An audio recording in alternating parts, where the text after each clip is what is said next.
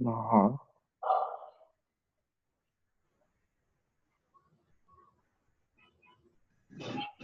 यार, पोइ बि ॾिसण वॾा छा सम्झंदा। ॿुधाए।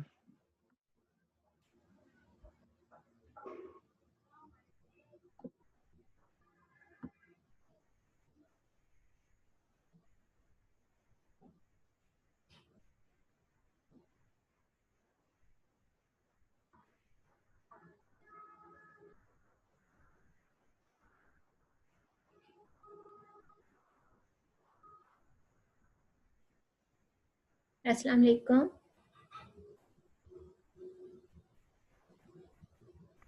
वालेकुम। हाँ, कैसे बच्चे आप? वालेकुम।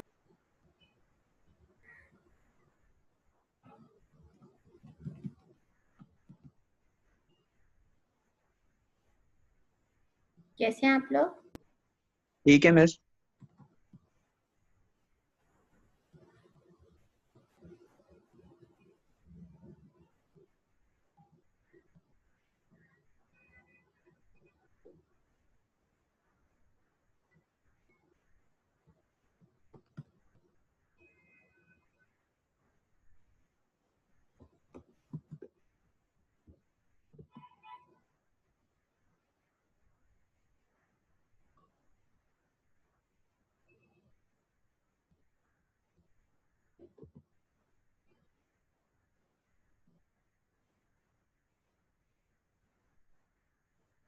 बस 1-2 मिनट वेट कर लेते हैं ताकि बाकी बच्चे लॉगिन आ जाएं, फिर हम जो है अपना आज का सेशन स्टार्ट करते हैं। ठीक है?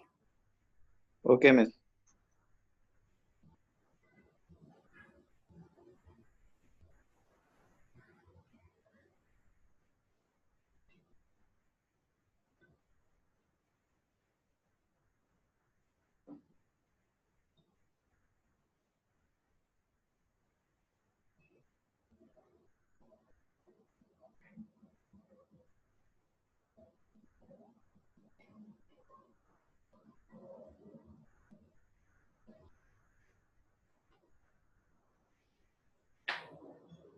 मैं आप लोगों का री सबमिशन देख रही थी प्रोजेक्ट्स का। मेरे पास 5 आइडियाज हो रहे हैं अभी आप लोगों के। मिस मेरा वाला आ गया, हमजा राशिद कुरैशी। जी बेटा। Okay miss.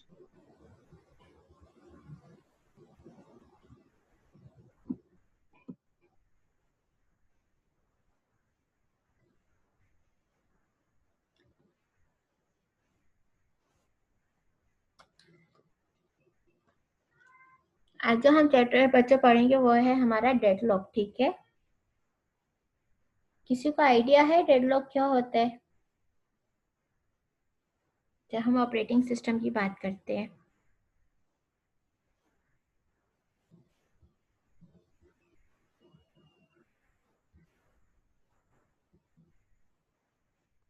मैम शायद मशीन की मशीन मतलब परेशानी में आ जाए कि कंफ्यूज हो जाए कि क्या करना चाहिए। तकरीबन सही है, यानी कि बिल्कुल एग्जैक्ट एक्यूरेट नहीं है, कहा जा सकता है।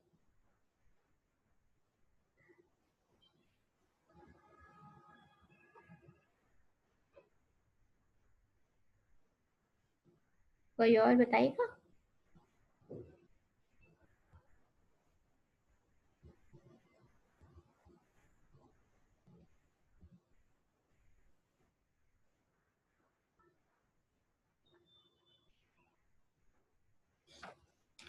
बेसिकली हमारे पास डेडलॉक क्या है, कब अराइज होता है? डेडलॉक तब अराइज होता है जब हम प्रोसेसेस जो है हमारे, ठीक है, वो कोई रिसोर्स की उसकी रिक्वेस्ट करें।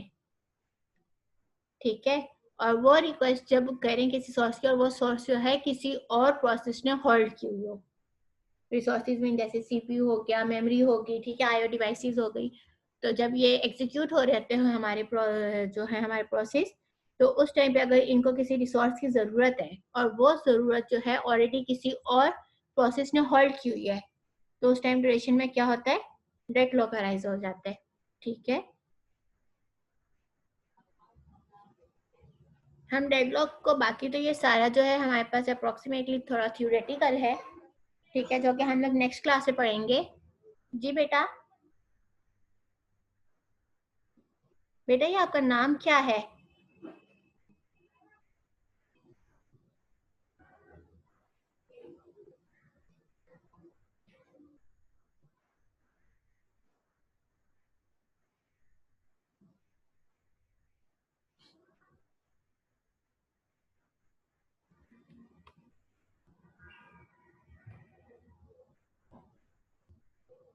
ठीक है, ये हमारे टॉपिक्स हैं इस चैप्टर के, ठीक है। सिस्टम मॉडल हम देखेंगे, उसके बाद हम लोग जो है डेडलॉक कैरेक्टराइजेशन देखेंगे, ठीक है।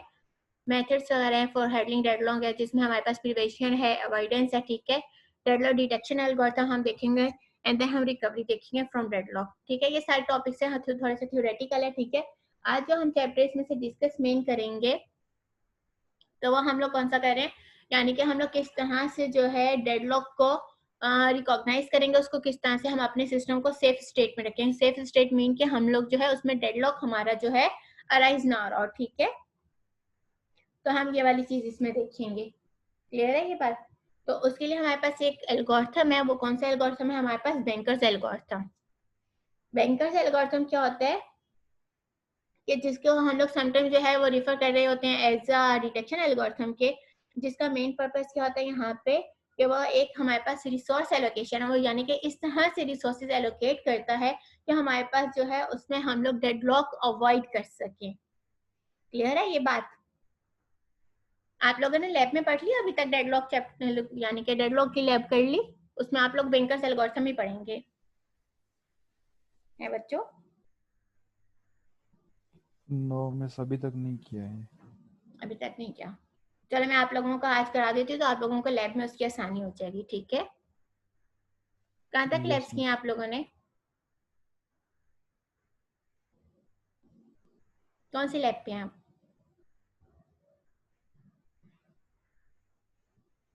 मेमोरी मैनेजमेंट कर लिया लैब में?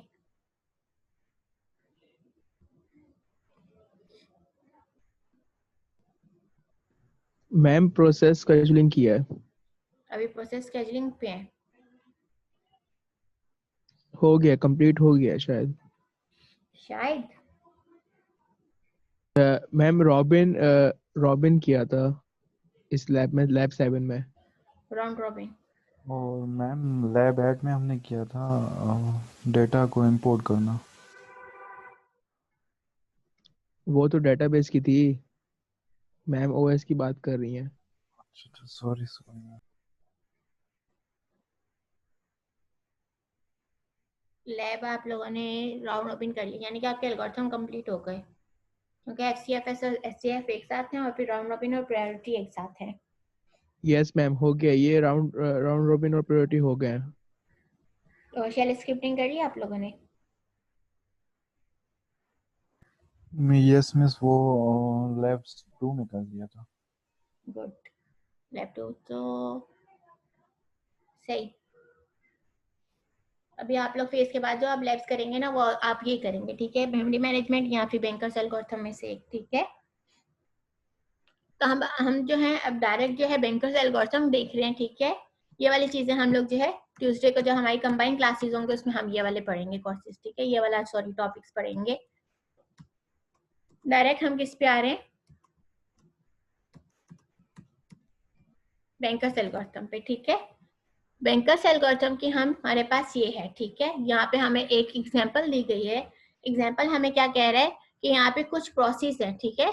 हमारे पास यहाँ पे कुछ क्या है, प्रोसेस है। कौन कौन से हमारे पास, P0, P1, P2, P3 and P4, यानी कि टोटल कितने हमारे पास प्रोसेस है, 5। हमारे पास रिसोर्सेज टाइप कितनी है यहाँ पे, 3, A, B एंड C, ठीक है बच्चों।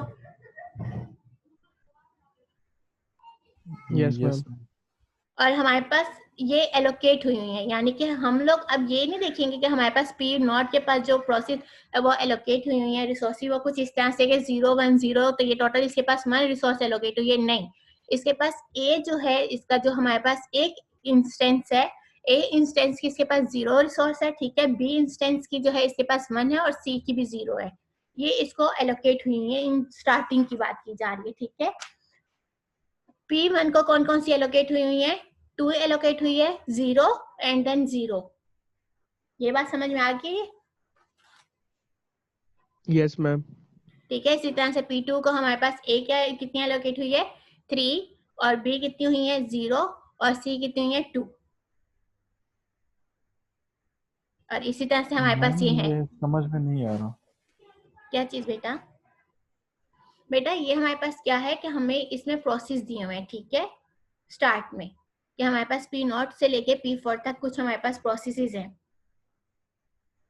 तो इन प्रोसेसेस में हमारे पास क्या हो रहा है कि हमें यहाँ पे जो है रिसोर्सेज इस तरह से एलोकेट हुई हैं। 3 रिसोर्सेज है हमारे पास, A, B एंड C, ठीक है। ए बी सी को हम लोग जो है इस तरह से नहीं देखेंगे कि हमारे पास जो है P0 के पास जो है टोटल 1 रिसोर्स एलोकेट है, बल्कि हम इसको इसके इंस्टेंसेस के हिसाब से देखेंगे कि ए इंस्टेंस है, फॉर एग्जांपल ये इसके पास सीपीयू है, ठीक है, ये इसकी वो जो है लोकेशन जो है इसकी हम लोग कह सकते हैं मेमोरी एलोकेट हुई है, ये इसको कोई आईओ डिवाइस से वो हुई है, ठीक है।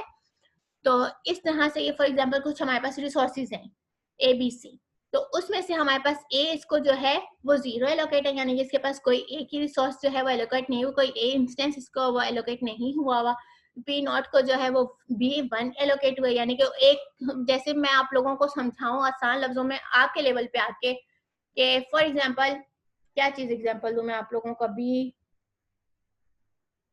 कि एक आप स्टूडेंट्स हैं, ठीक है, आप लोगों की रिक्वायरमेंट्स है, किसी की रिक्वायरमेंट जो है वो पेंसिल है, किसी की रिक्वायरमेंट रबर है, किसी की रिक्वायरमेंट जो है वो बॉल पेन है, किसी की रिक्वायरमेंट जो है वो है अप्रोक्सीमेटली हम ये कह सकते हैं बुक्स हैं, ठीक है, बुक कॉपी। क्लियर है ये बात? तो फॉर एग्जाम्पल मैं 4 स्टूडेंट्स ले लेती हूँ कोई से भी क्लास के एक अक्षय हमारी क्लास में, एक अब्दुल्ला है, ठीक है, इसका हमजा है, तो मैं आप 3 को मैं ले लेती हूँ। आप तीनों क्या है हमारे पास प्रोसेस है, ठीक है, you people are process. Akshay के पास जो है 2 रबर्स हैं, एक पेंसिल है, एक कॉपी है, ये इस तरह से बात की जा रही है, ठीक है। और अक्षय को जो है एक मजीद कॉपी की जरूरत है, ठीक है। अब आपकी रिक्वेस्ट क्या बन गई अक्षय की कि एक मजीद इसे कॉपी की जरूरत है। आप समझ में आई ये बात? Yes ma'am. Yes ma'am. तो ये इस तरह से बात की जा रही है। तो यानी कि हमारे पास जो एक प्रोसेस है उसके पास इस ये ए कोई रिसोर्स नहीं है, ठीक है, बी जो है इसकी वो 1 है, एक अदर रिसोर्स है वो इसके पास 1 है, इसी तरह से सी इसके पास कोई नहीं, सो ऑन तमाम हमारे पास प्रोसेसेस कुछ इसी तरह से है, ठीक है। अब इनके पास ये मौजूद है, जैसे मैंने एग्जांपल दिए कि अक्षय के पास 2 पेंसिल्स हैं, एक रबड़ है और एक पेंसिल है, वो एक कॉपी है, ठीक है, उसकी मजीद एक कॉपी की रिक्वायरमेंट है। तो ये अब जो मैक्सिमम है, ये मैक्सिमम इनकी रिक्वायरमेंट है, ठीक है, इनकी कितनी रिक्वायरमेंट है मैक्सिमम, ठीक है, ये यानी कि इसको ए तो इस वक्त इसके पास 0 है, लेकिन इसको रिक्वायर्ड कितने हैं? ए 7 मजीद रिक्वायर्ड है, यानी कि इसको टोटल जो रिक्वायरमेंट है इसकी वो 7th की है, ठीक है। और हमारे बी इसको कितने रिक्वायर्ड है? 5 रिक्वायर्ड है। सी इसको कितने रिक्वायर्ड है? 3 रिक्वायर्ड है। जैसे मैंने अभी एक एग्जांपल दी थी कि इसके पास 2 पेंसिल, एक रबड़, एक कॉपी है, लेकिन इसकी रिक्वायरमेंट क्या है? 2 पेंसिल, एक रबड़, 2 कॉपीज। तो ये यहाँ पे वो बात की जा रही है, ठीक है। Yes ma'am. सिमिलरली इसी तरह से P1, P2, P3 and P4 है। क्लियर होगी ये बात? अब जो हम एक हमारे पास मेन पर्सन है, ठीक है, मैं आप लोगों को, आप ही लोगों की एग्जांपल में समझा रही हूँ ये वाली चीज, उसकी टोटल जो है वो क्या है यहाँ पे? ए बी सी, यानी कि उसके पास 3 ए एक्स्ट्रा मौजूद है, 3 बी मौजूद है और 2 जो है वो सी मौजूद है, ठीक है। अब उसने इनको ऐसे असाइन करना है कि इनकी जो ये रिक्वायरमेंट है, ये रिक्वायरमेंट पूरी हो जाए। समझ में आ गई बात? इस चीज के लिए हम मैम क्या, ये अवेलेबल जो है ये हर किसी के अलग अलग होंगे या सबके एक ही होंगे? अभी तक ये हमारे पास टोटल अवेलेबल है। फॉर एग्जाम्पल मैं आप लोगों के पास यहाँ पे सब टीचर हूँ, ठीक है, मेरे पास कुछ अवेलेबल में पेंसिल्स भी पड़ी हैं, रबर्स भी पड़ी हैं, कॉपीज भी पड़ी हैं, ठीक है, तो मैं उसमें से फिर आप लोगों को दूंगी। अब समझ में आई बात? Yes ma'am. जैसे मैम जो P0 है उसकी ए की रिक्वायरमेंट 7 थी, तो वो उसमें तो 7 है ही नहीं अवेलेबल में। अवेलेबल में नहीं है अभी। हम आगे इसके बाद बेटा ये नेक्स्ट स्टेप आएगा ना कि हम कैसे इसको रिसोर्स एलोकेट करेंगे, ठीक है। अभी यहाँ तक समझ में आ गई? ऑब्वियस सी बात है, Yes, जिसकी ma'am. 7th की रिक्वायरमेंट है उसकी रिक्वायरमेंट पूरी नहीं हो रही, तो वो अभी तक इसमें डेडलॉक कंडीशन में है ना, उसकी रिक्वायरमेंट अभी पूरी नहीं हो रही, ठीक है। यहाँ हम किस तरह से इसको सेफ स्टेट इसकी चेक करेंगे, किस तरह से हम देखेंगे कि ये वो जो है एल्गोरिथम जो है अवॉइड करवा रहा है डेडलॉक से, ठीक है, बाय किस तरह से रिसोर्स एलोकेट कर रहा है, ठीक है। तो वो तो हम इसके बाद स्टेप देखेंगे ना। अभी यहाँ तक समझ में आ गई? ये हमारे पास रिसोर्सेज जो हम लोगों ने एलोकेट ऑलरेडी उनके पास हैं, जैसे आप लोगों के पास आप लोगों की चीजें हैं, ठीक है। और मैंने अभी एग्जांपल दी थी कि अक्षय के पास 2 पेंसिल 1 रबड़ 1 कॉपी है, लेकिन जो उसकी रिक्वायरमेंट है, मैक्सिमम रिक्वायरमेंट है, वो क्या है? 2 पेंसिल 1 रबड़ 2 कॉपीज, ठीक है। अब जो है जैसे फॉर एग्जांपल मैंने अब फिर उसके बाद कह दिया कि मैं मेन हूं यहाँ पे, मेरे पास जो है इस वक्त ये 3 पेंसिल 3 रबड़ और 2 जो है कॉपीज पड़ी हैं। समझ में आ गई बात? Yes, yes ma'am. मैम। ठीक है। अब मैंने इस रिसोर्स देनी है कि किसको मैं किस तरह से दूंगी, किस सीक्वेंस में दूंगी कि डेडलॉक ना आए, यानी कि कोई ऐसा प्रोसेस ना हो जो होल्ड में हो कि उसके पास रिसोर्स नहीं आ रही, ठीक है। उसको हम किस तरह से अवॉइड करें। नेक्स्ट पे हम जाते हैं, तो यहाँ पे आप देखें तो हमारे पास क्या है, एक नीड वेक्टर्स आ रहा है, ठीक है। ये जो हम कहते हैं ना इसको इन शॉर्ट फॉर्म कि ये एलोकेशन है, ये मैक्सिमम है, ये अवेलेबल है, इसको हम इन शॉर्ट कहते हैं कि हमारे पास क्या है, यहाँ पे वेक्टर्स है। एलोकेशन वेक्टर है, मैक्सिमम यानी कि उसकी मैक्सिमम क्या रिक्वायरमेंट है वो वेक्टर है, एंड अवेलेबल वेक्टर है, ठीक है। हम इसको इस तरह से रिप्रेजेंट करते हैं। अब हमने इसके थ्रू जो है नीड वेक्टर फाइंड आउट कर रहे हैं, ठीक है। अगर आप लोगों को मैं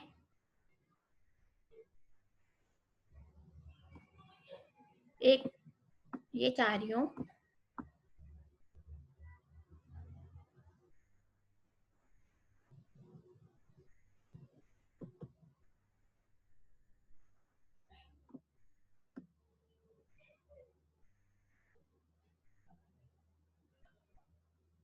ताकि आप लोगों के पास ना एक सीक्वेंस में आ जाए सब। स्लाइड्स पीछे करनी पड़ रही हैं।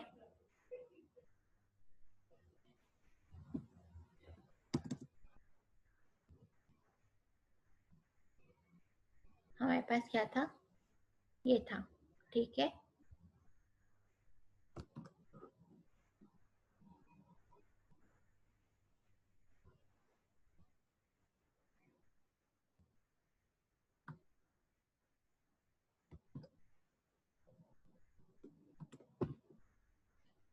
ये हमारे पास आ गया, ठीक है। यहाँ पे हमारे पास क्या है,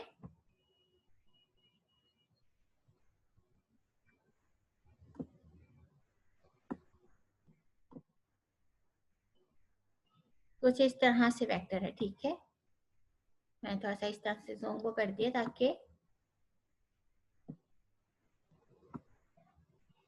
अब हम लोगों ने इसमें से क्या फाइंड आउट करना है, हमने इसमें से नीड फैक्टर फाइंड आउट करना है, ठीक है। क्या फाइंड आउट करना है? नीड वेक्टर, कि अब मजीद इनकी रिक्वायरमेंट क्या है, ठीक है। हमारे पास P0 है, P1 है, P2 है, P3 है एंड P4 है, ठीक है। मैं डायरेक्ट इंटर कर रही हूँ। यहाँ पे हमारे पास क्या है, A,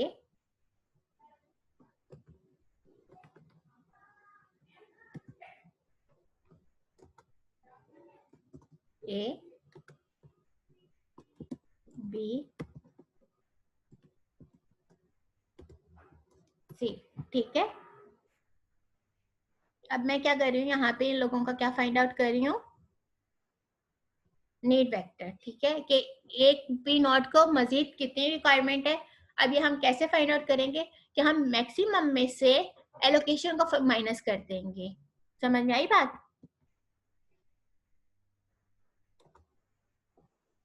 हम लोग नीड वेक्टर कैसे फाइंड आउट करते हैं, मैक्सिमम में से हमने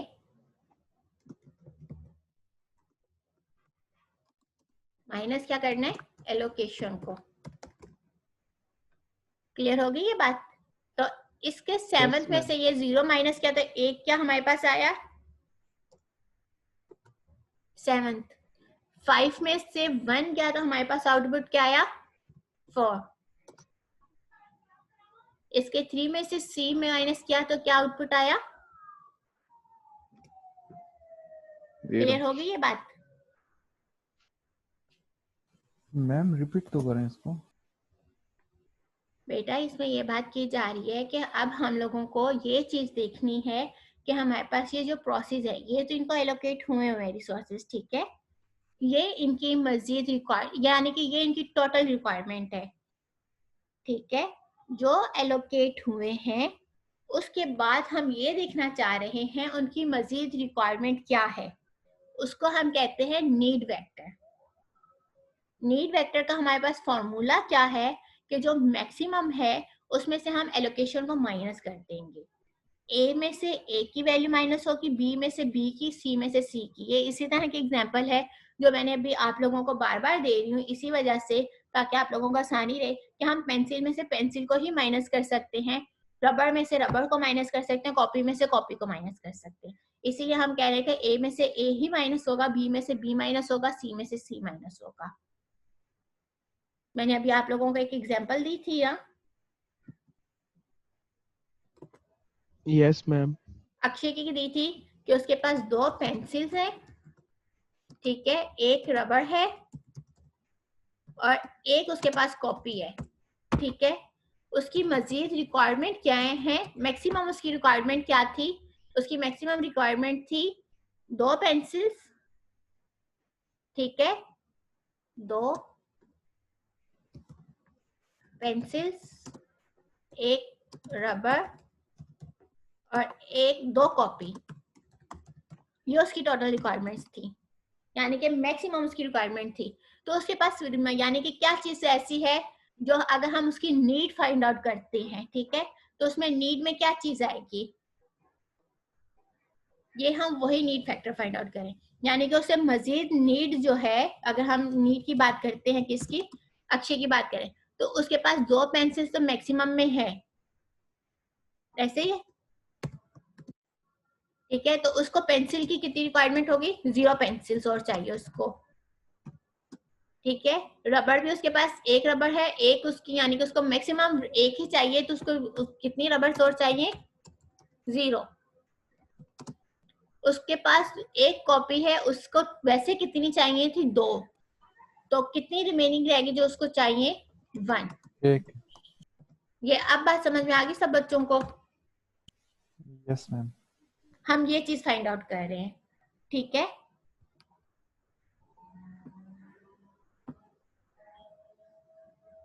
अब हमारे पास यहां तक हम आ गए। P1 की बताए मुझे कोई कि इसकी क्या, A क्या है, B क्या है, C क्या है?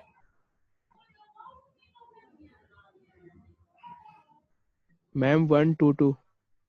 1 2 2। उसके बाद क्या है हमारे पास? P2। P2 की कौन बता रहा है मुझे? 600। 6 0 0। P3 की कौन बता रहा है? 011। 0 0। 1 1 और 4 की कौन बता रहा है? 431। जी 4 3 1 4 3 1। 3 1। गुड, ठीक है। इस तरह से आप लोगों ने अब क्या फाइंड आउट कर लिया है? इन सबका ये नीड वेक्टर फाइंड आउट कर लिया, ठीक है। अब नीड वेक्टर के बाद अगर आप लोग देखें तो आप लोगों के पास अवेलेबल कितनी थी, यानी कि अवेलेबल कितनी है? 3 3 2।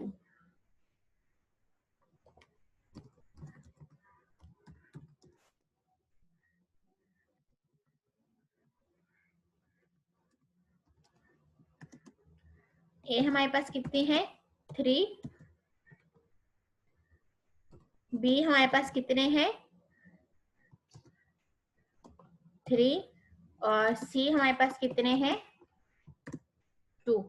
ठीक है, ये अवेलेबल है, मैंने इस फॉर्मेट में लिख दिया, ठीक है। वैसे इसी फॉर्मेट में लिखते हैं।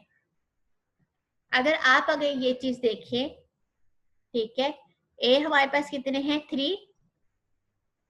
बी हमारे पास कितने हैं? 3। और सी भी हमारे पास कितने हैं? सी हमारे पास 2 है, ठीक है। ये हमारे पास क्या है?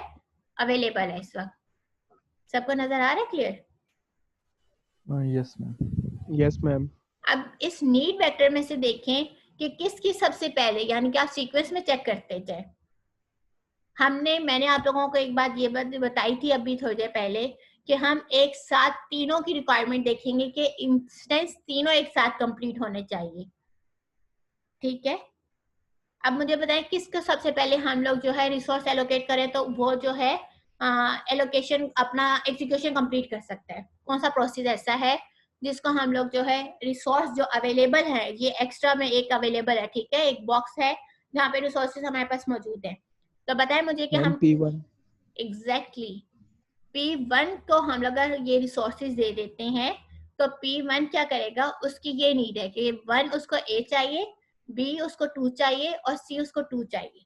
तो A भी हमारे पास उसकी रिक्वायरमेंट से ज्यादा है, B भी उसकी रिक्वायरमेंट से ज्यादा है, C पूरा पूरा, तो एटलीस्ट हम उसकी रिक्वायरमेंट को फुलफिल कर सकते हैं।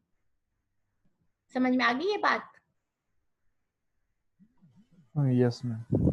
तो हमारे पास सबसे पहले कौन सा प्रोसेस है जिसको हम लोग जो है रिक्वायरमेंट पूरी कर सकते हैं, वो P1 है। ठीक है, अब क्या होगा कि जब हम लोगों ने P1 की उसको रिसोर्सेज दे दी, ठीक है, P1 ने अपनी रिसोर्सेज ली क्योंकि हमारे पास अवेलेबल में कुछ हमारे पास ये रिसोर्सेज मौजूद थी। ये रिसोर्सेज देने के बाद क्या हुआ कि P1 ने अपनी एग्जीक्यूशन कंप्लीट कर ली। जब प्रोसेस अपनी एग्जीक्यूशन कंप्लीट कर लेता है, उसकी यानी कि टर्मिनेट हो जाता है, तो उस टाइम ड्यूरेशन में क्या होता है कि जो उसके पास रिसोर्सेज मौजूद होती हैं वो रिटर्न कर देता है।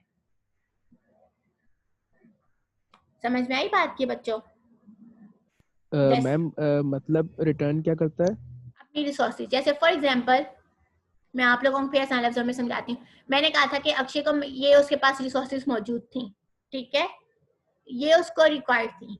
अक्षय का काम कंप्लीट हो गया, अक्षय ने अपना पेपर 5 फिल करना था, ठीक है, उसने अपना पेपर कंप्लीट किया। जाने से पहले क्लासरूम से उसने अपनी ये वाली जो रिसोर्सेज जो उसके पास मौजूद थी वो मुझे देकर गया है। समझ में आई बात? Yes ma'am. ठीक है, तो हमारे पास P1 के पास क्या मौजूद था? हमने कहा कि P1 की रिक्वायरमेंट कंप्लीट हो सकती है, तो P1 के पास हमारे पास कौन कौन सी रिसोर्सेज मौजूद थी? 200 जो उसके पास अपनी मौजूद थी। समझ में आई है ये बात? ओके वो मैम। मुझे यस 200 यानी कि मुझे P1 ने रिटर्न क्या किया है? 200 वो रिटर्न करके जा रहा है। मेरे पास क्या थी रिसोर्सेज? 3 एंड 2। इन दोनों का अब सम करें तो हमारे पास क्या बनेगा? मैम जी बेटा, जो P1 ने ली थी उसमें से अवेलेबल में से, तो वो भी रिटर्न होंगी? बेटा वो तो उसकी रिक्वायरमेंट को फुलफिल कर दिया ना। तो आपके पास इसके दो पैटर्न होते हैं, ये आसान वाला है। आप क्या करोगे, अगर मैं उसको देने वाली बात करती हूँ, ठीक है, तो फॉर एग्जांपल आप P1 की रिक्वायरमेंट अब क्या थी, अगर मैं उस तरीके से बताती हूँ वो थोड़ा सा वो हो जाएगा, लेंथी प्रोसेस हो जाएगा। उसमें क्या होगा कि P1 की रिक्वायरमेंट क्या थी? 122, ठीक है, 122 को पहले मैं माइनस करूंगी इसमें से, फिर उसके साथ अटैच करूंगी जो इसकी रिसोर्सेज है, उसका जो इसकी नीड है, ठीक है, जो उसकी मैक्सिमम रिक्वायरमेंट है वो उसके साथ अटैच करूंगी, फिर मैं वो वापस लूंगी। समझ में आ रही है बात? ओके मैम, सही सही। ठीक है, तो उससे ज्यादा इजी क्या है कि हम ये बात कह दें कि देखें, अब जैसे इसकी रिक्वायरमेंट वैसे क्या थी? 122, तो मैंने 3 में से 122 निकालू पहले, ठीक है, 3 में से फिर टाइप किया 3 और इस मेरे पास क्या है 2, ठीक है, इसमें से पहले मैं 1 2 2 इसको पहले मैं माइनस करूंगी।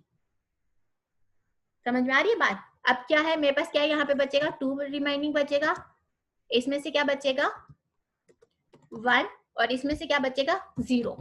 यानी कि मैंने जब ये 0। रिसोर्सेज जो हैं, ये इसकी नीड थी, ये मैंने इसको दे दी। समझ में आ रही है बात? इसको दी यस। तो इसकी नीड पूरी होगी P1 की। मेरे पास अवेलेबल में क्या रह गया? 210, ठीक है, फिर मैं क्या करूंगी कि इस 210 में से यानी कि ये मेरे पास अवेलेबल होगी, उसने मुझे ये भी वापस की, ठीक है, जो मैंने इसको दी थी, और जो उसकी नीड थी,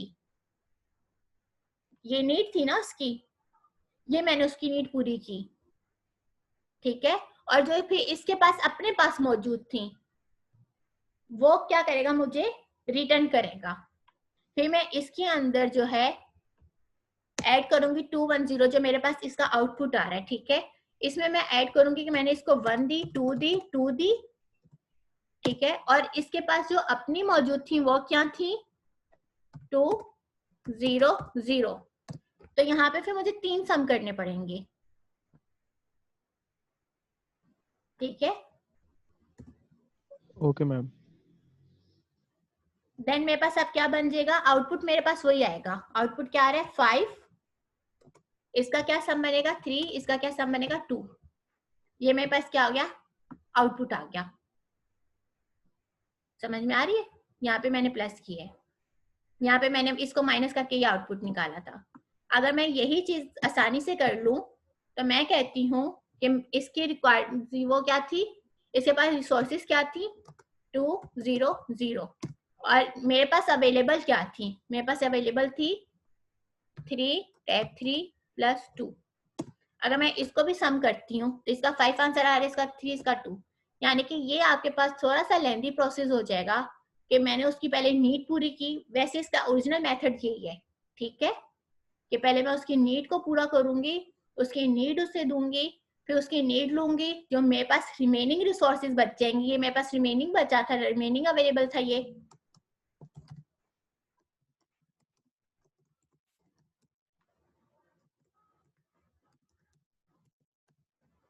ठीक है। ये उसकी नीड थी जो मैंने फुलफिल की, ठीक है, और ये उसके एलोकेट थी, ठीक है। इन सबको मैंने क्या किया, सम किया। अब मेरे पास जो है ये इस वक्त मेरे पास टोटल अवेलेबल हो गया।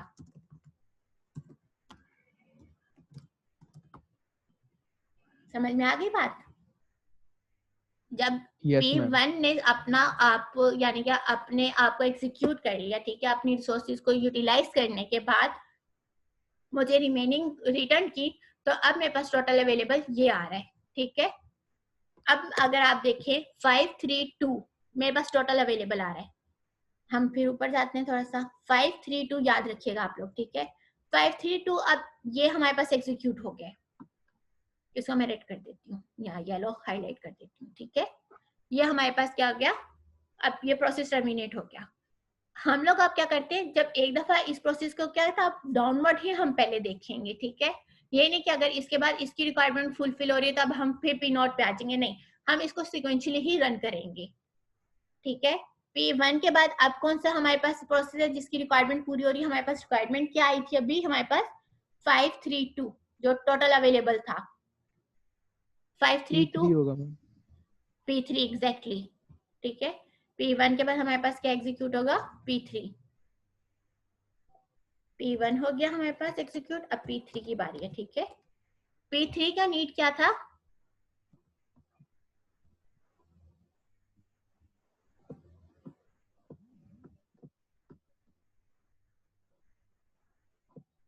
कोई मुझे बताएगा P3 की रिक्वायरमेंट क्या थी, 0 1 1। इसकी नीड क्या थी, 0 1 1, 011। ठीक है। मेरे पास टोटल अवेलेबल ये हैं, ठीक है। तो मैं पहले ये कर सकती हूँ कि इसको पहले मैं 0 1 1 दे दूं, तो हम लोग 532 में से रिमेनिंग कर लेंगे। ये मेरे पास टोटल अवेलेबल था, ठीक है। मेरे पास रिमेनिंग अवेलेबल क्या आ जाएगा, 5 में से गए 5, 3 में से 1 गया 2, 5 2 2 1। ये मेरे 1 पास क्या बच गया, रिमेनिंग अवेलेबल, ठीक है। ये मेरे मैम पास, मैंने एक चीज पूछनी थी, जी बेटा, जैसे हमने P3 को किया है एग्जीक्यूट, तो हम P4 भी तो हो सकता था, P4 को नहीं कर सकते? बेटा कर सकते हैं, लेकिन हम सिक्वेंशली भी करेंगे ना, अच्छा सही। ओके ठीक है। मैम। ये मेरे पास अब क्या हुआ, रिमेनिंग अवेलेबल हो गया, ठीक है। इसकी नीड क्या थी हमारे पास, 0 1 1, ठीक है। और इसको एलोकेट क्या थी, ये इसकी नीड हो गई। एलोकेट इसको कितनी थी रिसोर्सेज, हम ऊपर से जाके देख के आएंगे। किसको हमने किए? P3 को करे ना 211। Yes ma'am 211। इसको जो एलोकेट थी वो थी 211, ये इसको एलोकेट थी। ठीक है, अब मेरे पास जो है अगेन जो टोटल आएगा वो क्या आएगा? वो इन तीनों का सम आएगा। समझ में आ गई बात? 743। गुड। अगेन जो मेरे पास अब टोटल आएगा वो है 743। 3 अगेन टोटल मैं इसलिए लिख रही हूँ ताकि आप लोगों को याद रहे। वैसे इसको हम लोग जो है टोटल अवेलेबल ही बोलेंगे। ठीक है, समझ में आ गई ये बात बच्चों? इस तरह Yes, से miss. हम क्या Yes, करेंगे ma'am. कि अपनी सेफ स्टेट फाइंड आउट करेंगे। अब मुझे बताएं, हमारे पास 743 है। मैं ऊपर चलती हूँ, आप लोगों से आप सीक्वेंस डायरेक्ट ऐसे पूछ लेती हूँ। ठीक है, 743 ये भी हमारे पास जो है एग्जीक्यूट हो गया। ठीक है, इसके बाद मुझे बताएं कौन एग्जीक्यूट होगा अगर देखा जाए तो? Ma'am P4। P4 भी हो जाएगा क्योंकि 743 इनकी रिक्वायरमेंट को कंप्लीट कर रहा है। P1 के बाद हमारे पास क्या हुआ था? P3 के बाद क्या एग्जीक्यूट होगा? P4 फिर P2 P0 P0 exactly, then फिर P2। Then P2 exactly. ये हमारे पास सीक्वेंस बन जाएगा। ठीक है, इस तरह से अब हमें पता चल गया कि ये क्या हो रहा है। हमारे पास बैंकर्स एल्गोरिथम ने क्या किया है, एक सेफ स्टेट बताती है कि इस सीक्वेंस में अगर हमारे पास प्रोसेस रन होते हैं तो सेफ स्टेट होगी, यहाँ पे डेडलॉक नहीं अराइज होगा। क्लियर होगी ये बात बच्चों? Yes ma'am.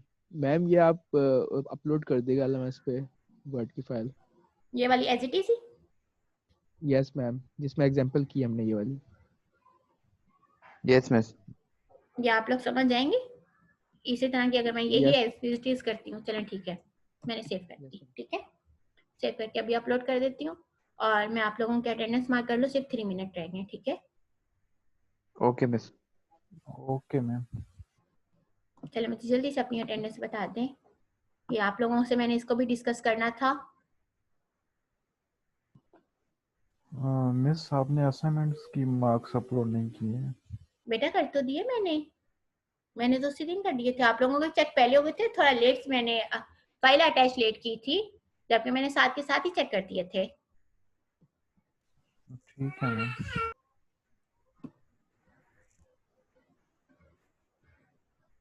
चलें सिर्फ 2 मिनट रह गए, मुझे जल्दी से अपनी अटेंडेंस बता दें बच्चों।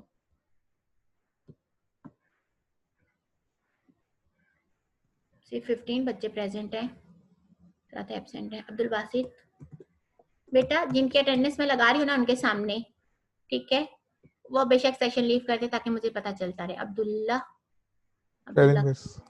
ठीक है, और कौन है यहाँ पे? अब्दुल्ला के बाद अब्दुल बासित का हो गया। अक्षय बेटा अभी अगर कोई क्वेश्चन नहीं है तो सेशन लीव कर दे। ठीक है, अक्षय के बाद हमजा बिन आरिफ, हमजा कुरैशी, अक्षय के भी हो गए, दोनों हमजा हो गए, फजील हो। ये मिस हमजा राशिद कुरैशी।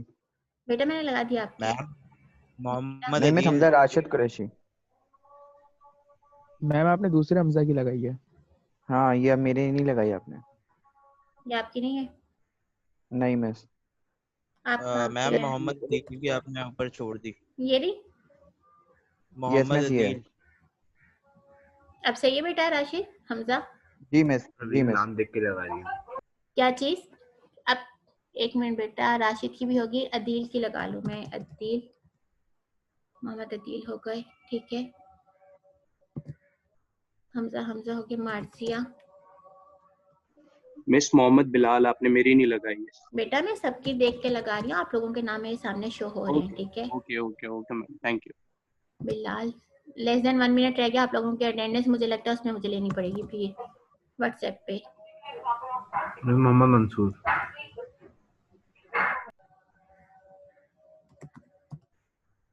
मंसूर शकील। मैम मुझे प्रोजेक्ट के हवाले से एक बात मंसूर भी साबिर, करनी थी। मंसूर शकील नहीं मिस, मंसूर साबिर।